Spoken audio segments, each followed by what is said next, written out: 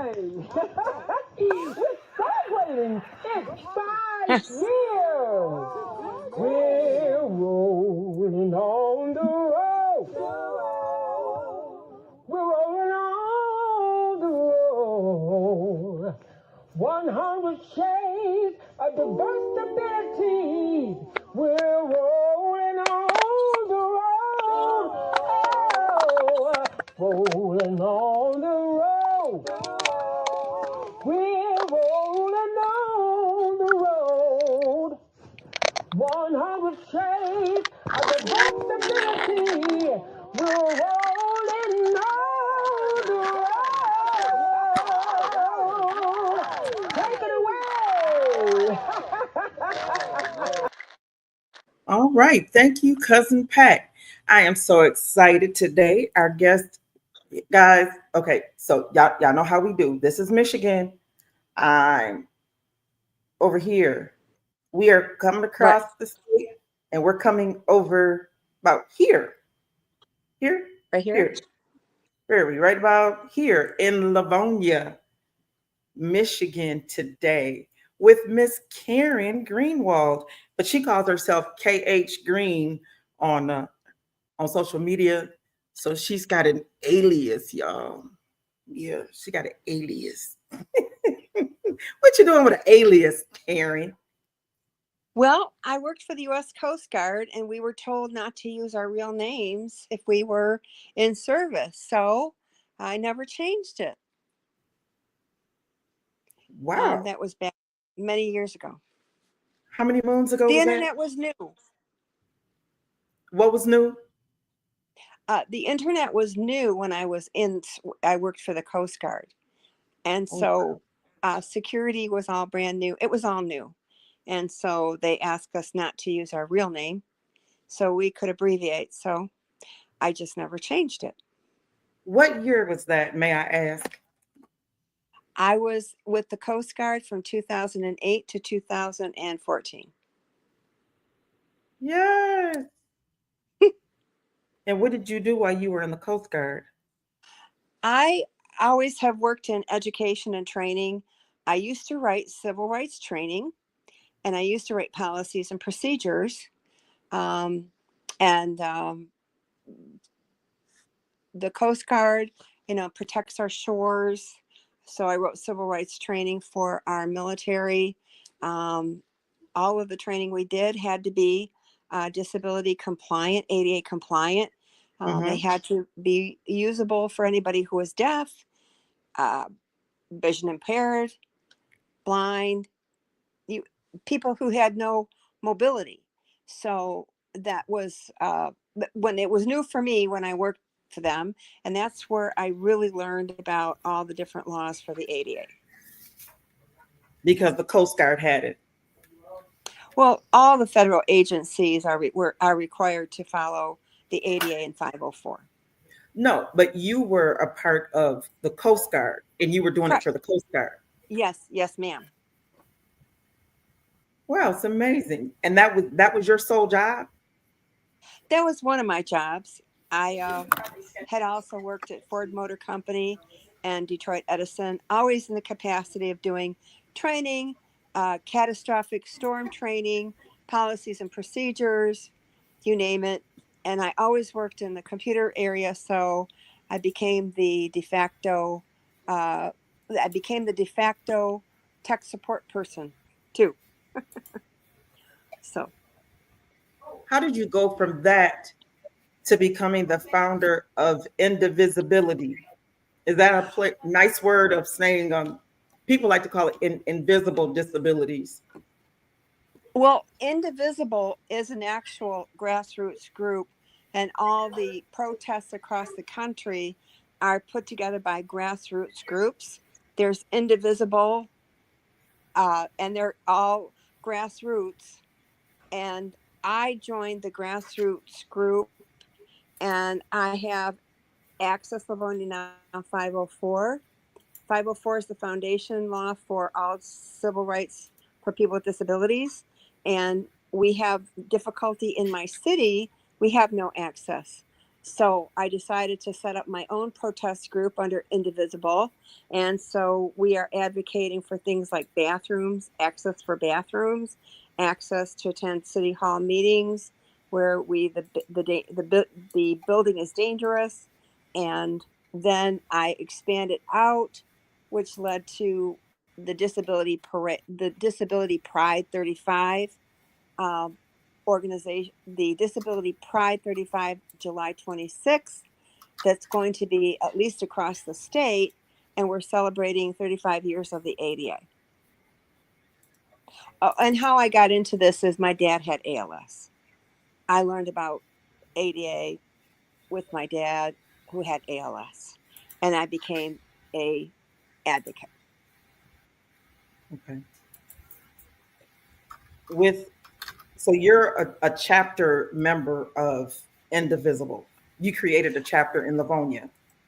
Right. Yes, I did. Pretty much, I'm more of an information.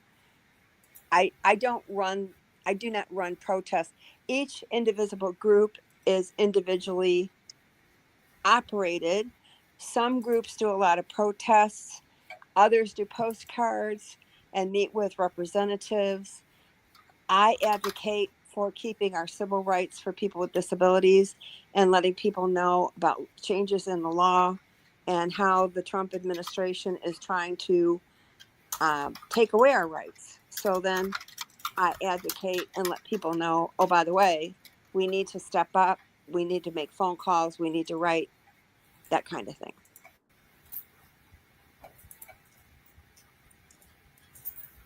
Dave?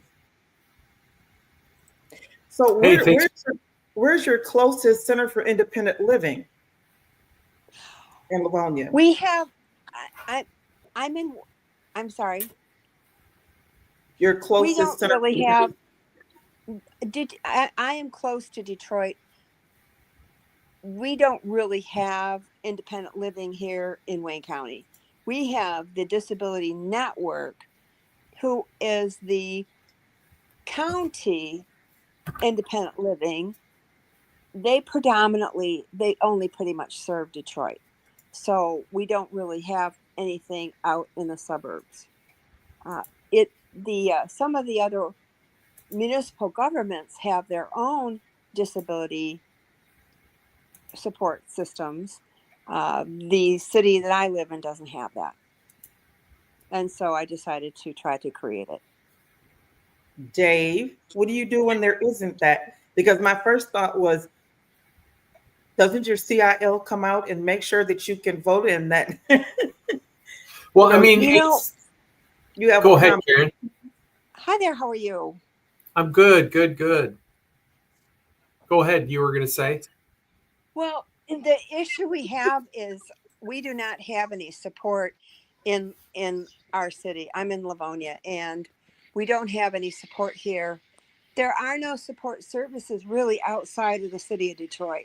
The city of Detroit and the organizations there, they're very active, but we don't have anything outside of that unless the municipal government set it up and they support it. So before I started, the city could not put the letters ADA together in a sentence. Okay. Now I have everybody on Facebook and going to council meetings saying ADA 504, transition plan, accessible bathrooms. In fact, yesterday, one of the ladies in our city, she actually read the law, and I'm like shook because I couldn't even get them. It took me 10 years to get them to understand that ADA is a civil rights law, and bathrooms are a civil right. It's not just, oh, it's just nice to have. And so I'm really proud of the community. We're coming along. It takes a bit, but we're coming along. Yeah, I mean, my first response is that's awesome. The generic title of Disability Advocates and Disability Network Detroit Wayne County is a Center for Independent Living. We don't have a monopoly on either disability advocacy or independent living. We hope to be part of the efforts as best we can. Hey, Shayna, Okay. welcome. You're joining just after me because I was late to the game. Anyways, all that being said, For you guys who don't know who Shayna is, she's our top fan on all of the pages and all the platforms. And she Nice. is in Bel Air, Maryland, and she's been with us, rolling with us for 5 years. yeah, and Wonderful. Shayna, I got the weather report from Maryland today. My coworker Bill across the street, he grew up in Maryland, and his mom is outside of Baltimore, and he gets to go on vacation there next week to visit his mom. And she's like, it's 90 plus, and the humidity's 500%. Those terrible people there in the DC area in Baltimore. But back to the more important conversation, to say that true story. Do you know True Transit Riders United, Karen? Have you I ever do. heard of them? Yes. And so, yeah, we've worked with True a long time. And in fact, so this was 10 years ago, because it was 2 mayors ago in Grand Rapids. Mhm. And just to prove the difference in size between Grand Rapids and Detroit, I said to Megan Owens, who still runs True, I said, Megan, like, how long would it take you to get a meeting with your mayor? And she said, oh, Dave, that's easy to tell you. It has taken us 18 months to get a direct meeting with Mayor Duggan. Mm-hmm. And I, with, what's the right word, Dr. Kimberly? With a bit of verbosity or bellicosity or something, I said, I bet you if I called Mayor Hartwell, I'd have a meeting within 24 hours. I exaggerated because I had to call him the next week on an issue. Mm-hmm. He called me back in 36 hours and apologized for the delay. He apologized That's Wow. for amazing. calling me back in 36 hours. But that Grand sounds like Rapids- him, though. Yeah, Grand Rapids is a small town. It's actually, I like to say West Michigan is a collection of small towns. Oh, you folks you're kicking it out there. Well, we're You do kicking it such a because fabulous job. I'm just going to say, and without digressing into Aristotle and other Greek philosophers, there really is a limit on human organization. Dr. Right. Kimberly might be able to tell stories like she has told a few times on air with other friends. The VA is way too big. The VA is way too big of a monster. And unfortunately, when the VA is so big, by the time it gets to the front lines, sometimes I'm just going to leave it at that. And so Okay. Kent County is a much more human scale. I'm not saying, don't hear me wrong, I'm not saying Wayne County's inhuman. I'm saying there's way too many people in Wayne You're calling County. it like it is. I agree There's with too you. many people, and again, Livonia. How many people are in Livonia? 98,000. Every city in West Michigan is smaller than Livonia except Grand Rapids. Mm-hmm. Every city in West Michigan is smaller. And so that idea of how do you get your arms around things? And so again, I'm not making an excuse for Lori Hill and her team at Disability Network Detroit Wayne County, but it's awesome that you all saw the need and are filling the gap. And I hope that y'all then continue to work to connect, and that's not to absorb each other, it's to connect. And so you can resonate and work together. When again, you're doing awesome work in Livonia, can you translate that to other far out places like Plymouth and Canton? I know those are west of you. And then what are things north and south? So that way, again, it can truly be indivisible. The great news is Plymouth, the city of Plymouth, is accessible, and you can call up the mayor, and you can call up their ADA coordinator, and you can make a complaint or you can make a suggestion. And here's the amazing thing. They actually will take it into consideration, and they actually will fix things or they'll adjust things. And they're more than happy to do it. Little Novi is a little outpost town. It was where Lincoln, when he was on his trail rides, slept. In Little Novi, it was the train stop number 5. Number 6. Novi now is number the 6. That's why it's NOVI. number 6. Right. Little Novi is now the platinum standard of accessibility and the ADA. They're amazing. Really? Also, Canton got the whole city certified as an accessible city or township. Yeah. So a lot of places around here are kicking it, and they're doing a great job. We're just having a little bit of problem here in Livonia, and we're working on it one day at a time. That's all we can do. Awesome. Dave, it sounds like we need to do a road trip over to Novi and see what they got going on. And another person who is over in your area is Dr. Vertanji, and she says, "Great day." She works very, very closely with the disability community, with advocacy.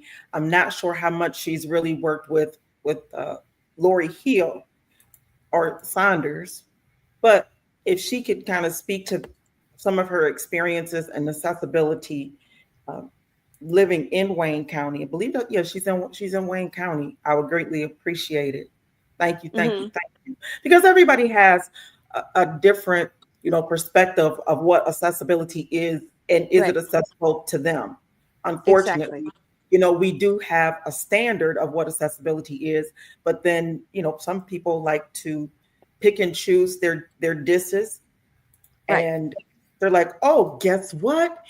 We have Loop, and we have interpreters at our meetings, and to them, they think that they've done it all. So Vertanji says she's in Wayne County. I don't know how much you heard us talk about Wayne County, but just having those grassroots groups be able to reach around and help each other. She says she does not work with.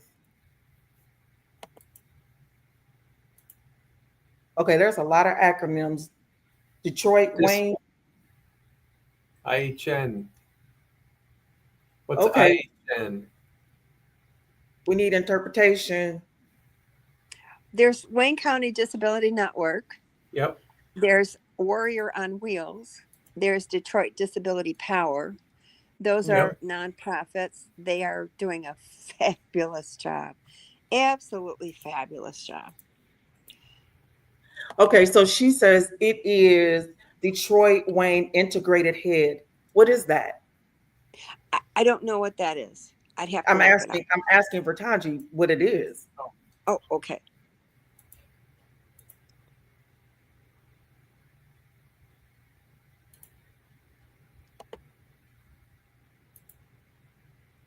We want to say good afternoon to Dr. Thurston Willoughby, who is tuning in today. He's the chancellor of Kingdom University International, and they had their graduation this past weekend on the 14th. This is their 8th graduating class, and wait for it, Ella, who works at Disability Advocates of Kent County, graduated with her master's. Ella did? On Saturday. So congratulations. How come I have to learn about what my coworker does on air? What?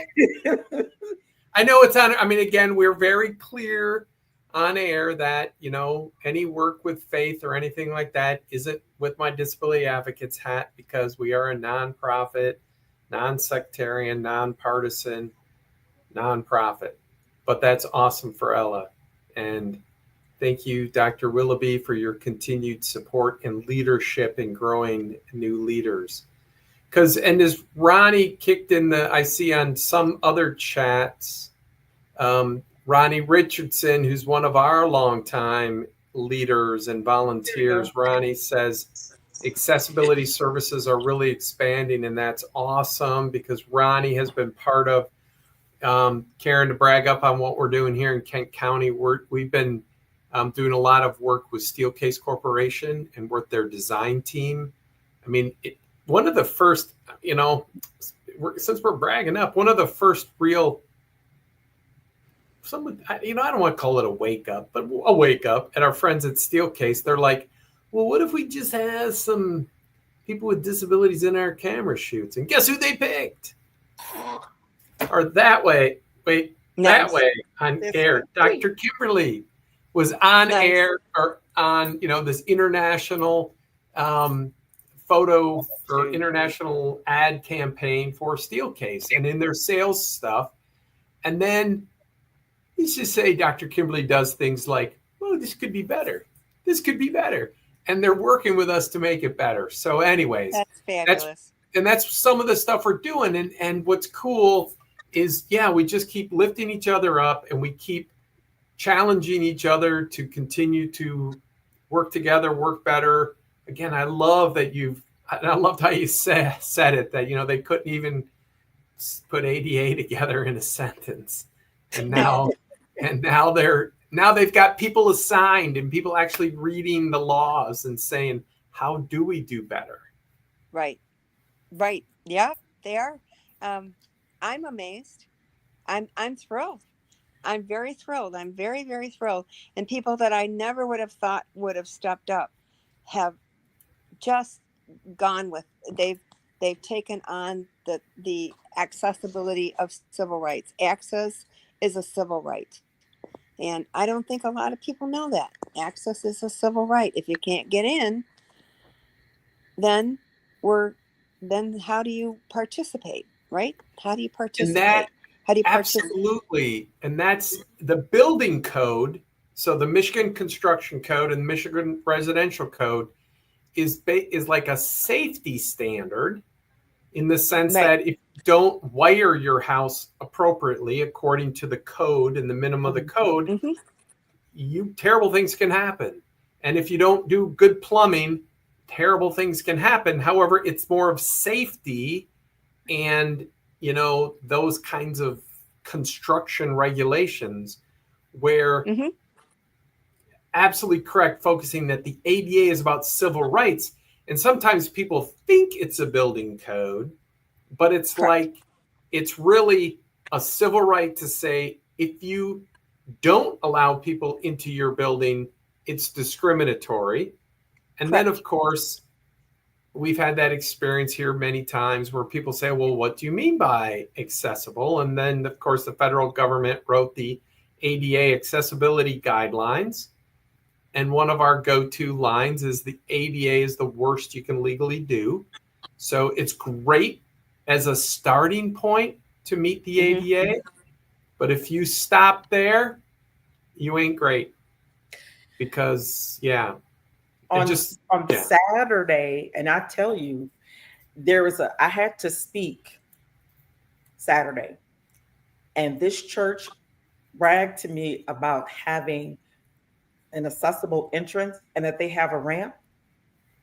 Oh my gosh, Dave, do you remember when I was supposed to do the photo shoot for that group off of Lake Drive, and they had that stairwell that was really steep?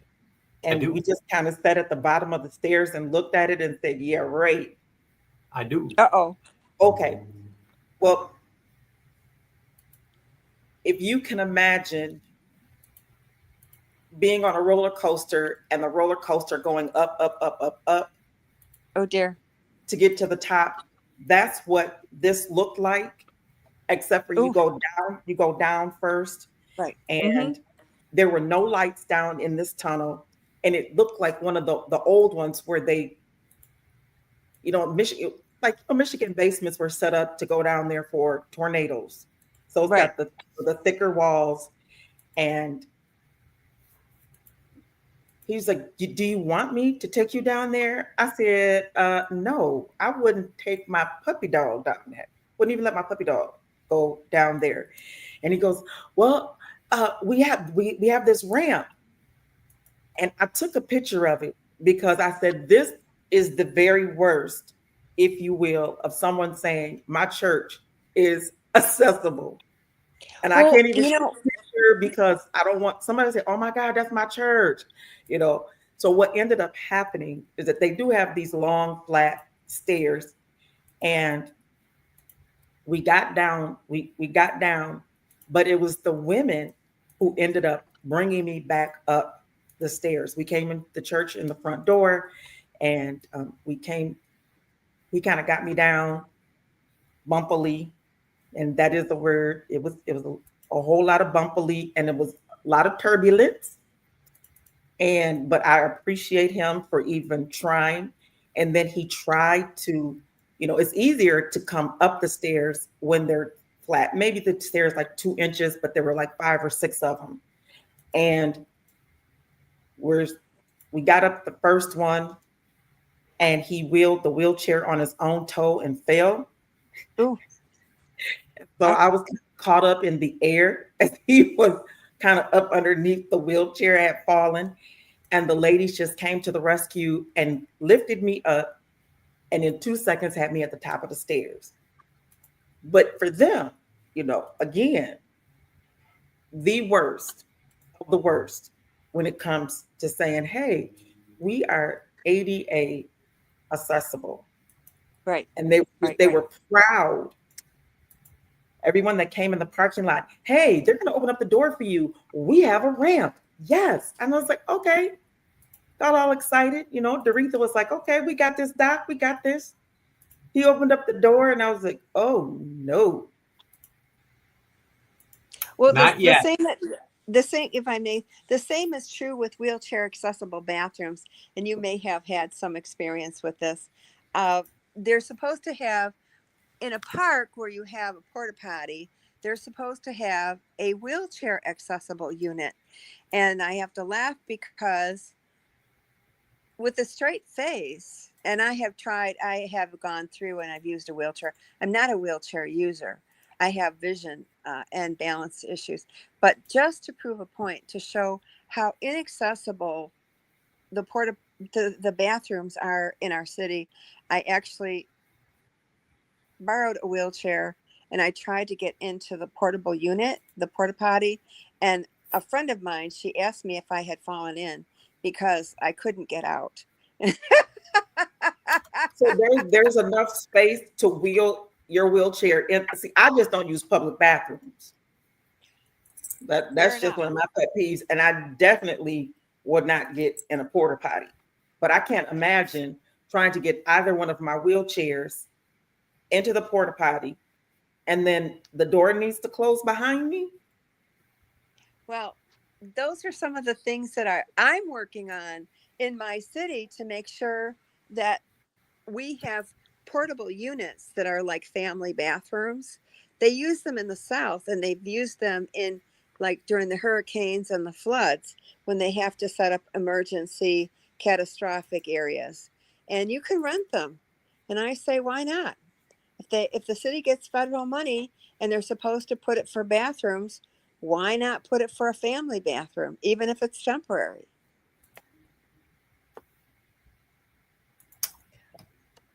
I like that. Yeah. I do. You know what? The time is now 4:31, and we want to say thank you so much for tuning into Rolling on the Road, which is an educational program of 100 Shades of Diversibility. Our guest today is Miss Karen Greenwald, aka KH Green, if you're following her on social media. And we're just talking about some accessibilities and how her city is not accessible. And she looked up some folks and found Indivisible and became a chapter leader. Is that what you would say? I would say a chapter leader, yes. And I'm more of an information. I give out information and advocate and I'm more of a facilitator. That would be my role. I'm a facilitator. I don't, due to my own disability, I'm not able to go to a lot of the protests. And like they're doing protests over bridges with signs. Yep. Those are not things that I do. What I do well is talk to legislators, talk to people in my community, and let people know, hey, by the way, this law is under attack. We need to comment. We need to mobilize. We need to contact our attorney general. We need to contact the Michigan Department of Civil Rights. We need to raise the red flag to the Michigan legislation. It's the Michigan Legislative Caucus. It's a caucus for all the legislators that handle disability issues for their constituents. So I'm always on the phone letting people know, hey, this is what's going on. We need to mobilize. We need to advocate. And then they blast out the information to their groups. And so I'm a ferret of information. And each indivisible group operates differently. A lot of them do marches and they do a lot of advocacy. I'm in the background. I jokingly say I'm like the memory in your computer. I operate in the background. And so, yeah, that's, and it works. I mean, it one person at a time, one phone call at a time. In fact, a lot of our legislators didn't know about Section 504, which is the foundation law for disability, and that has been under attack. The Trump administration is trying to erase our civil rights, just in general and in particular. And I had met with some legislative people here in Michigan, and I said, we need to protect our rights here in Michigan, because if the federal law falls, what are we going to do in the state? What are we going to do in the state? Do we have anything to protect us? And we don't. So that's what I do. And I'm so happy because, again, it's education. It's like, well, what is this? I've never heard of this before. And our Right. legislators are starting to speak up. In fact, one is actually she did a public speech about one particular law that the Trump administration is trying to erase, and letting people know in the state that we need to stand up. So that's what I specialize in. That's what I feel comfortable doing. And I think that it's effective one phone call at a time, one email at a time, one post at a time. And she's doing it. A couple of things. Dr. Vertaji, could you please put your information in the box so that I can put it up for folks? Now, she is a mother of an autistic son, and she has Hezekiah's kids. And she said that it was it's the Detroit Wayne County Health Integrated Health is what that was. It wasn't an N. It's integrated health is what she was talking about. That's the mental health, right? Mm-hmm. And she said it works with providing resources as well as mental health. So, right. Vertaji, if you could put your information in the chat. Okay, she put Hezekiah Kids Inc. at gmail.com. There we go. So maybe the two of you, I can do introductions in Messenger for the two of you after the show so that she can get information. Because KH Green, we had this few weeks ago.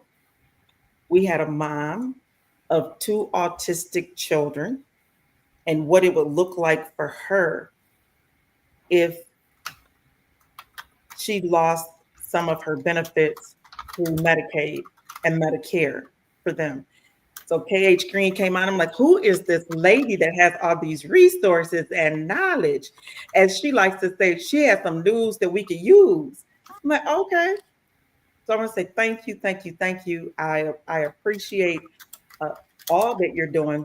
And people have to understand this being an advocate is just like entering the medical field.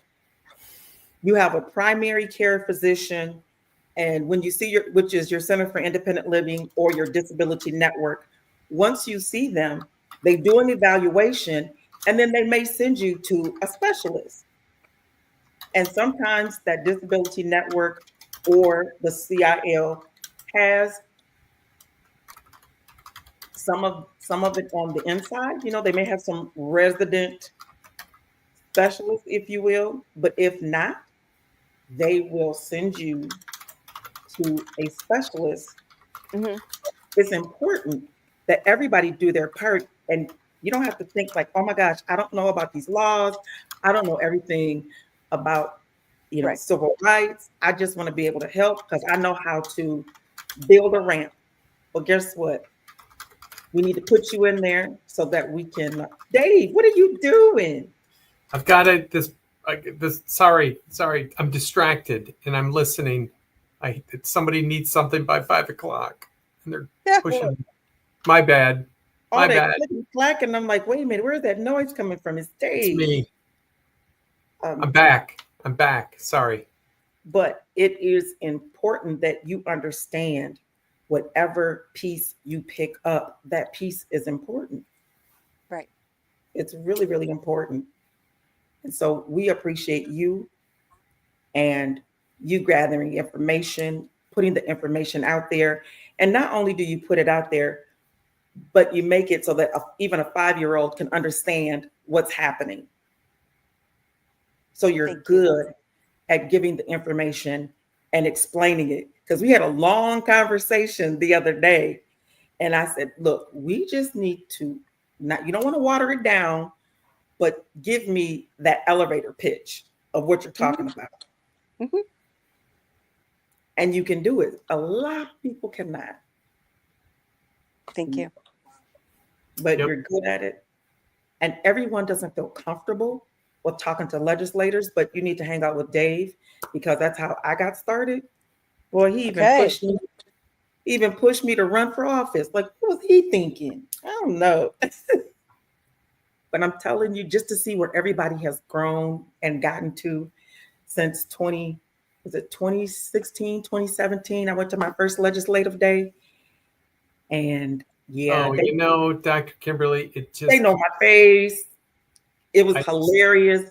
I went to legislative day last week with the NAACP, and they were all looking because at the end, we want to know who you are. I said, me? They're like, yeah. How come all these people know who you are? Every legislative speaker that we had are all coming out, hey, Dr. Kimberly. So we want to know, like, who are you? I said, I'm just a little old lady that wears purple in a wheelchair, just do a little piece to help her. But again, that's one of the keys that Karen mentioned, or at least alluded to. It's about persistence and patience, and you're not going away.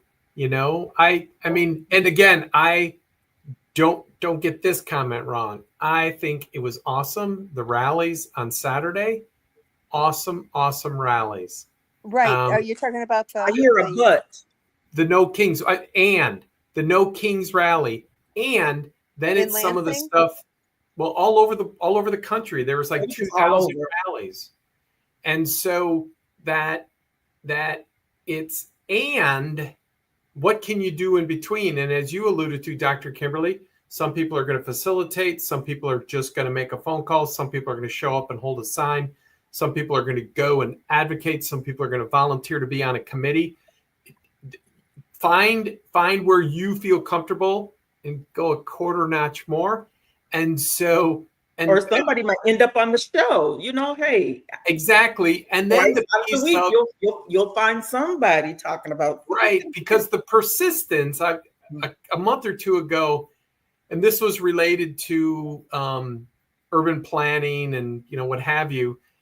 The guy's comment was, 1,000 people showing up once does not equal 10 people showing up at every meeting for a year, because those 10 people for a year, back to why do all these people know Dr. Kimberly? Well, because we're famous on this show, but also because she's been there persistently. I mean, it was January of 2019. Where was Dr. Kimberly? On stage with the governor. And since then, she's been in things, engaged with the governor, part of stuff, and so the lieutenant governor's been on this show. Why? Because Dr. Kimberly's persistent and continues to put that invitation out there. And so again, it is the short game, the long game. And at the end of the day, it's all about building relationships. And so as I tell people, the most important time of a meeting. So if you go to city commission or parking commission or fill in the blank, the most important time of the meeting is before and after. When you can say hello, how was your weekend? What we say in Michigan, right, Karen? Hey, how you enjoying the weather, right? Absolutely. So right now it's like, hey, is it hot enough for you? In the wintertime, you say, is it cold enough for you? That's what we do in Michigan, people. We talk about the weather. But that's when you get to know people and you realize that somebody might be against you, or they like, we don't want to pay for no accessible bathroom. But then you're like, well, help me understand. And, it's like, well, we don't have enough money. And it's like, well, or is it, again, whatever. When you humanize, because today we're doing way too much of non-humanizing each other. Right. And, absolutely. And the history of people with disabilities is not littered with, it is almost framed with disability is unhuman, dehuman, as opposed to it's a civil right to be included. And so all of that persistence and if you want to, before you know it, all those legislators are going to know you just like they know Dr. Kimberly. But you got to put the time in. Put the time in. I saw a sign over the weekend with respect to disability. We're all uniquely human. I like that. We're all uniquely human. Not even alluding to a disability being in the negative, because that's the association. And disability, it doesn't mean inability. It means and our infrastructure disables us more, like you talked about. Our infrastructure disables us more than the disability itself. Yep. Yeah, because Dr. Kimberly, I bet a lot of money, Karen, if the three of us lined up out here at Special Olympics on the track and we had a race, Dr. Kimberly would win. Because that Bentley, or is it a Rolls Royce now? Oh, I have a Rolls Royce now. Her Rolls Royce is a fast machine, and that track is accessible. So she can get on the track and probably go 10 times around before you and I are finishing our conversation at the first lap. That's funny. So if the environment is accessible and inclusive and welcoming, Dr. Kimberly's winning the race. But if we had some steps, let's pick a track with steps. We win. Yay. Right. Exactly. No, because I have great friends, like I alluded to earlier, that will pick me up and take me up them stairs. We're not going to invite those friends because we're going to win the race.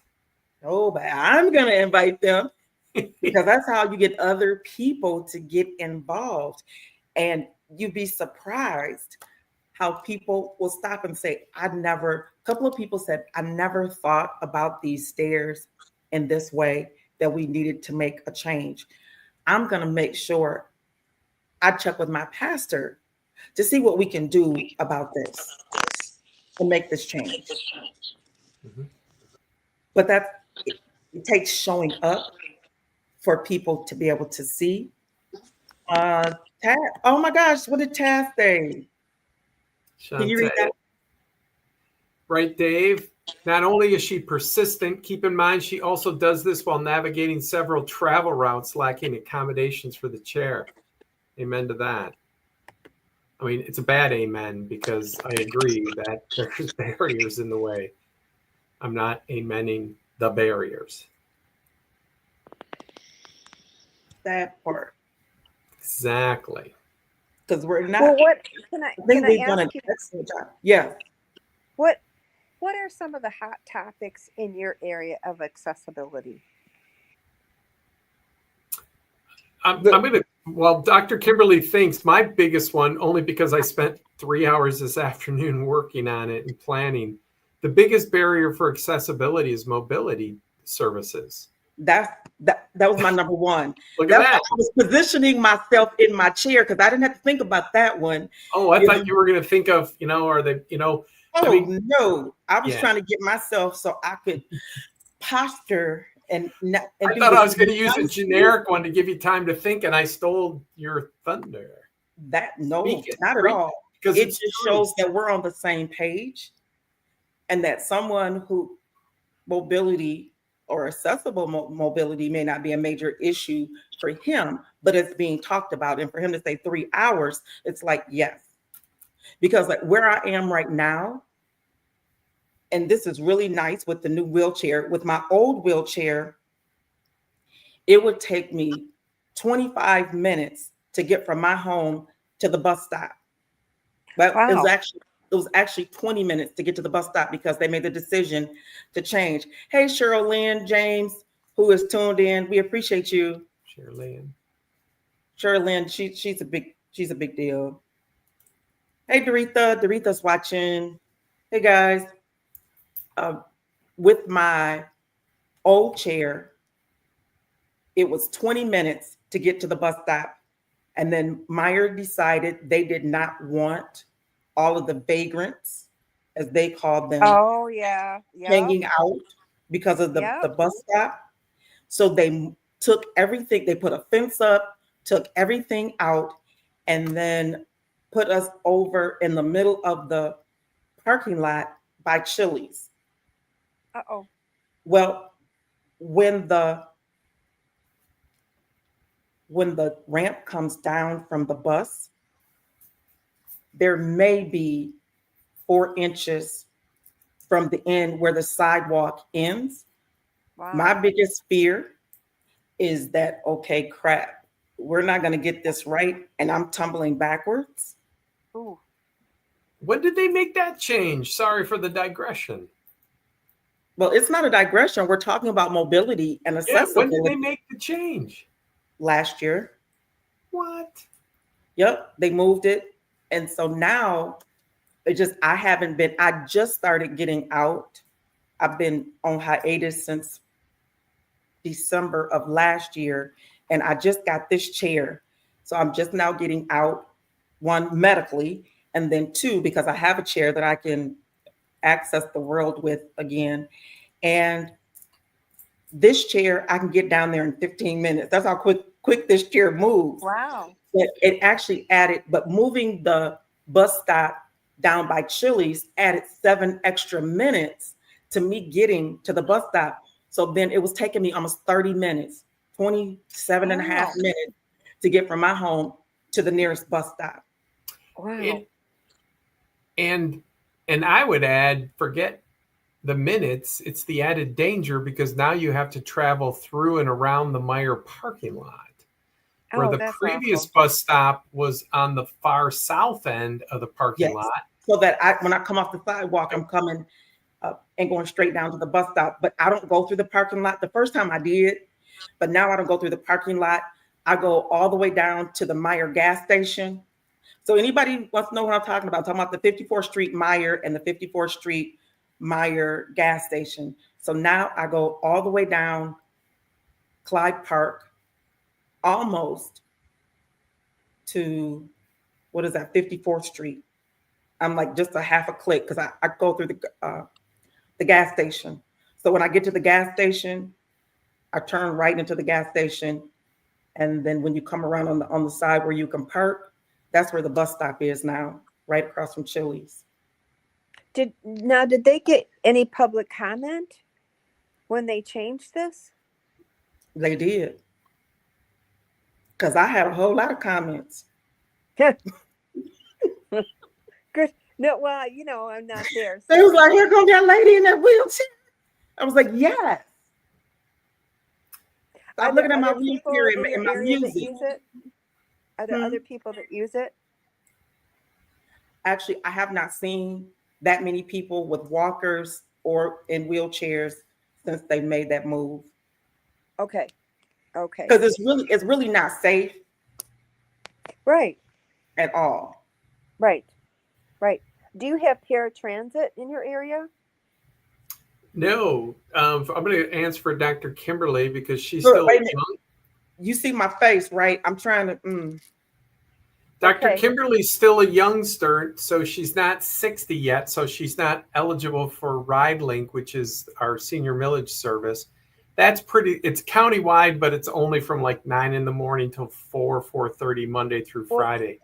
But paratransit for go buses for the rapid, that's where Dr. Kimberly lives outside of the rapid jurisdiction far enough. That's why she has to. It used to go over there when the bus came closer to her, but because they shifted the routes and township doesn't pay for routes, it's like, didn't Livonia drop out of SMART and then they're back into SMART? Oh, yes. So very controversial. So we have that as well, but we're back to the countywide. We are working on countywide mobility, folks in Kent County. We'll probably have a show on that sometime this summer because there's some critical opportunities coming up this fall that we need to educate people on so they're ready. Some of the stuff, again, that Karen talked about, be ready, be persistent, and educate those elected folks to say, we do have a countywide solution. Of course, it's going to cost more dollars. And that way, Dr. Kimberly doesn't have to spend 20 minutes because, and of course, 20 minutes on a day like yesterday would have been enjoyable. 20 minutes on a day like today with a lot more heat is a little harder. And then 20 minutes a day like tomorrow when it's supposed to be a thunderstorm. Again, these are all, remember folks, Michigan, we love talking about the weather because if you don't like, what we say around here in Michigan is if you don't like the weather, wait a minute, it's going to change. It's going to change. It's going to change. So we need services that can operate in all kinds of weather. And can I ask another question? If that's all right? Sure. With your local transit, even though maybe you don't meet the age limit, don't they have to provide the disability services as an accommodation? They do within 3/4 of a mile of main line, but again, Dr. Kimberly's more than 3/4 of a mile. And I saw that. I saw Dr. Kimberly. I saw that. They moved the route. I'm trying to behave myself. They moved the route after she moved. And that was, but we're working on it. Unfortunately, advocacy sometimes is slow. This October is the 29th anniversary. I'm not making that up. 29 years ago, this October, the Kent County Commission voted no to create a countywide transit authority. So 29 years later, we are this close to making it real. We got to, maybe we're this far away. Well, maybe let me back up. We're really this far away from making it real because again, back to, we keep saying this, folks, advocacy is the long game.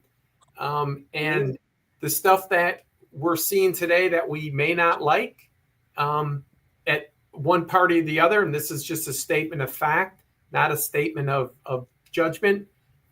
This stuff wasn't invented last week and they said, hey, let's do this. It's like people have been talking about some of this stuff for decades. Right. And because of that, now they have the opportunity to make these changes. So know that most things don't miraculously change. Some accessibility features you can get real easy peasy, but all that. And then as Taz said, again, Dr. Kimberly is persistent. Right.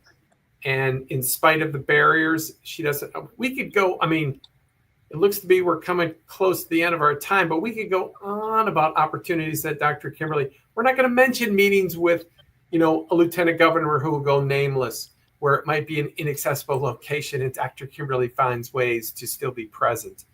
So it's just, you roll with it. And then one of the things I had that I was clickety-clacking be distraction of, there was a guy named Ron Mace who invented the term universal design. He was an architect in a wheelchair, and he was going to get an award. Dr. Kimberly, you're going to start laughing because you've probably experienced this. Well, you've already, again, you mentioned with that church. He was going to get an award for all his great work. He rolls up to the front door of the hotel and it's inaccessible. Oh. And he rolls away from the big gala, and somebody said, well, aren't you going to like complain and work on it? And he goes, if I spent all of my time just working on the inaccessible things I encounter, I would have no time to do anything else. So basically he said, I got to pick my battles. And because he was a university professor, he's got a national and an international stage for his message. That's where he put his time and energy. And hopefully he made a referral to the local advocates so they could follow up with the hotel. But that idea of it would probably be a months-long process to get the hotel to even admit to it. And then because it's a big hotel and historical, it would probably take years before they did a dignified entrance, because without digressing way too far, Karen, when Dr. Kimberly starts sharing with, oh, you can come in the back door. Right. There's all kinds of other layers to going into the back door. Right. I mean, there's people don't get it. We just exactly. You know, we're gonna end this particular episode on fired up. On a good note. It is now 4:59. We want to say thank you so much for Karen coming and sharing her information. And as always, thank you, Dave, for coming in, showing up, and multitasking. We appreciate just for a minute. Sorry, folks. Dr. Kimberly, as a great advocate, she even calls out her friends, because if we're not calling out our friends to accountability, come on, we're in this together. We have accountability. We do. We just demonstrated it. Yes. So it is now 5 o'clock. We want to say thank you so much for tuning in. And on tomorrow, since this is our 5th year, we are doing duos. So 1 week, 1 day we're live, and then the next day we do remembering the past. Because many of you haven't been with us for 5 years, and we've got some great shows in our cache. And I do believe, Dave, I know where the one with Elevator a Go-Go is. I think it's on the computer there at work. Good. Folks, when you see that show should win an Emmy or a Peabody or something. It should win an award. It really should. It really should, because Karen, that show is just so powerful, and we're going to leave it there as a teaser. No spoiler. But I'll just have to wheel down there to get there. I had some dental work done, so you guys did an excellent job talking a lot for me. I'm still trying to recover. My mouth still feels numb. But all right. But I want to say thank you guys. And on tomorrow, thanks everybody. Yes. And on tomorrow, you will get to see something from the past.